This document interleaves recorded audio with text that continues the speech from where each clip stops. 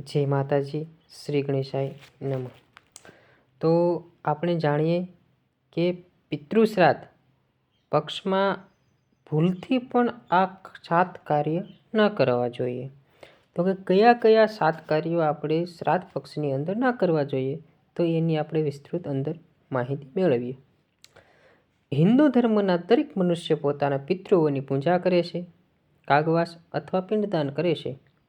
આ દરમિયાન લોકો પોતાના પિતૃની તિથિ અનુસાર પિતૃઓની શાંતિ માટે શ્રાદ્ધ કર્મ તથા વિવિધ બ્રાહ્મણો સાથે તર્પણ વિધિ કરાવે છે. હિન્દુ ધર્મના પુરાણ અનુસાર પિંડદાનની પૂજા કોઈ પણ પ્રકારની ભૂલ કે ખરાબ કર્મ અથવા તો તકેદારી વગર કામ કરવાથી પિતૃઓ તેના ઉપર નારાજ રહે છે. તેથી પિતૃ પૂજન કરતા સમયે આપણે આ બાબતનું ખાસ ધ્યાન રાખવું જરૂરી છે. તો ચાલો આપણે જાણીએ કે કઈ કઈ બાબતનું ધ્યાન રાખવું જોઈએ, જેથી કરીને આપણા પિતૃઓ આપણીથી નારાજ ન થાય અને આપણી ઉપર પિતૃઓની કૃપા વરસી રહે. તો કે પિતૃદેવોના પૂજન અને તર્પણ સમયે આ વાસણનો ઉપયોગ ન કરવો. તો કે કયા વાસણનો આપણે ઉપયોગ ન કરવો જોઈએ અને કયા વાસણનો ઉપયોગ કરવો જોઈએ.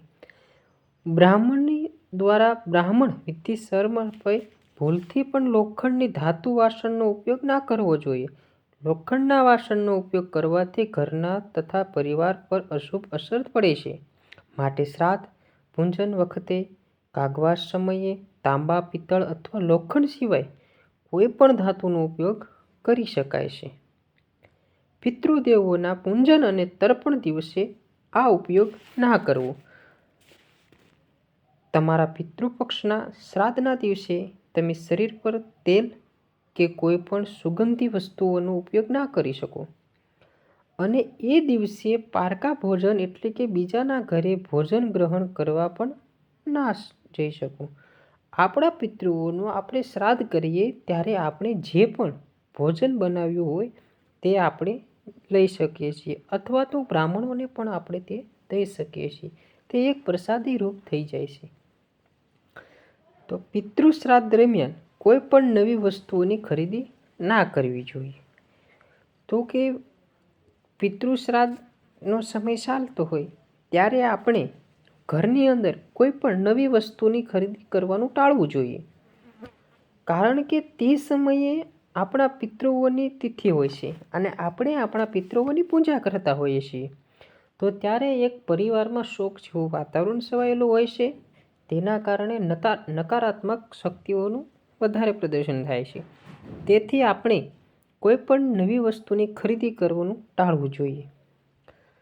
આ સમયગાળા દરમિયાન આટલું લોકોનું અપમાન ન કરવું જોઈએ. તો જ્યારે શ્રાદ્ધ નાખતી વખતે અથવા શ્રાદ્ધ વિધિ ચાલુ હોય કે શ્રાદ્ધના 15-16 દિવસનો જે સમયગાળો છે તે દિવસે આપણે આ લોકોનું અપમાન ન કરવું જોઈએ. તો કે પૂજન કે તર્પણના દિવસે તમારા આંગણે જો ભિખારી કે કોઈ ભૂખ્યો આવે તો તેનું ભોજન કરાવવું જોઈએ. કૂતરો, બિલાડી, કાગડો વગેરે પશુ પક્ષીઓ આવે તો તેને ભોજન આપવું. એવું કરવાથી તમારા પિતૃઓને શાંતિ મળે છે અને કે આ દિવસને પિતૃ તમારા આંગણે પણ આવી શકે છે. તો કે કયા રૂપમાં તમારા પિતૃઓ તમારા આંગણે આવ્યા છે તે તો આપણને નથી ખબર. તો તેના કારણે આપણે જે પણ આપણા આંગણે આવે તેનો સ્વીકાર કરવાનો, તેને ભોજન આપવાનું, તેને જમાડવાનું. ઘરના દરેક સભ્યોએ આ બાબતનું ધ્યાન રાખવું જોઈએ. પૂજન કે તર્પણના દિવસે ઘરના દરેક સભ્યોએ વાળ, નખ ન કાપવા જોઈએ. આ સમયમાં વાળ નખ કાપવાથી ધનની હાનિ થાય છે. તો કે ખાસ આપણે આ બાબતનું ધ્યાન રાખવું જોઈએ. પિતૃ કાગવાસમાં કયો ખોરાક સારો? તો કે પિતૃના પક્ષમાં પિતૃઓને કાગવાસ માટે ઘરમાં બનાવેલું સાત્વિક ભોજન તથા એક ભાગ ગાય, એક ભાગ કૂતરા માટે કાઢવો જોઈએ.